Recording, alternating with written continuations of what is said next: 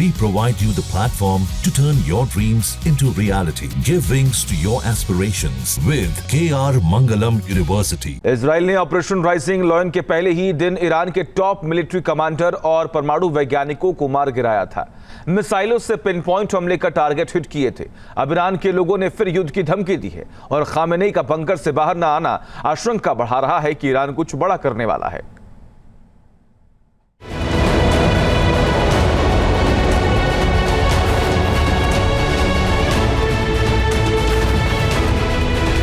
Tehran में Iran के army commander और वैज्ञानिकों के जनाजे में उमड़ी भीड़ ने जंग जारी रखने का ऐलान किया, नारेबाजी की और सीधे शब्दों में कहा कि यहूदियों के खिलाफ जंग लड़ते रहेंगे और आशंका बढ़ गई है कि ईरान नई जंग के लिए खुद को तैयार कर रहा है।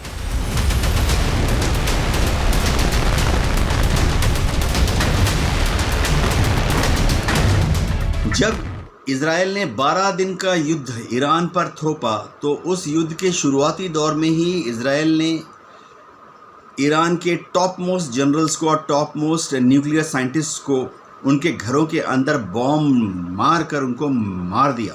ईरान में इन सब टॉप न्यूक्लियर साइंटिस्ट की रोज़ जनाजे में हज़ारों लाखों लोग शामिल हो रहे हैं और लाखों लोग जो हैं ईरान की सरकार से यह दरख्वास्त कर रहे हैं, दबाव भी डाल रहे हैं कि ईरान को इन साइंटिस्ट की मौत का बदला इजराइल से लेना चाहिए।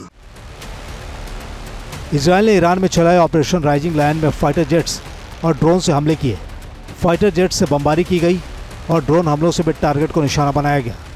इजरायली फाइटर जेट्स में लगी मिसाइलों ने ईरान के शहरों को मटियामेट कर दिया।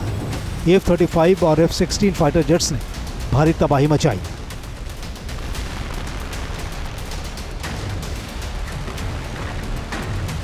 इजराइल ने स्पैरो मिसाइलों से हमला कर टॉप कमांडर्स को ढेर किया। रॉक्स मिसाइलों से दुश्मन को ध्वस्त किया। स्काई स्नाइपर मिसाइलों से परमाणु वैज्ञानिकों को टारगेट किया। विंड डेमन मिसाइलों से तेहरान में तबाही मचाई और एयर लोराम मिसाइलों से बेविध्वंस किया। मिडिल ईस्ट के महायुद्ध में ईरान की पूरी तरह से कमर टूट गई। ईरान की अर्थव्यवस्था को भी गहरा आघात पहुंचा। ईरान में इंफ्रास्ट्रक्चर तो तबाह हुआ ही, उसके परमाणु ठिकाने भी बर्बाद हो गए।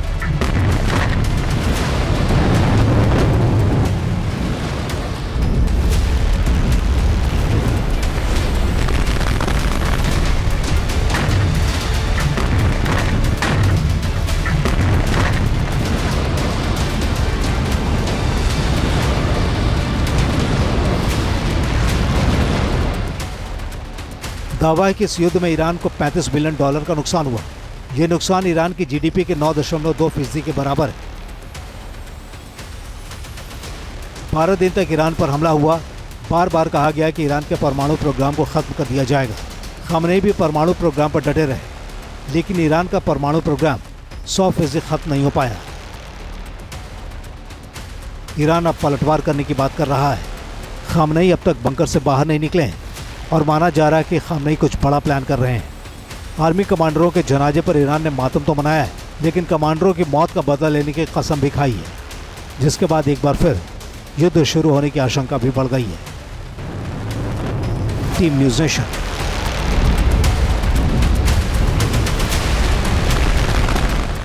जहां भक्ति है हर शब्द में, कथाओं में छुपे हैं दिव्य रहस्य और ज्योतिष देता है जीवन को दिशा। धर्म से जुड़ी हर बातों को जानने के लिए हमारे चैनल स्तुति को सब्सक्राइब करें।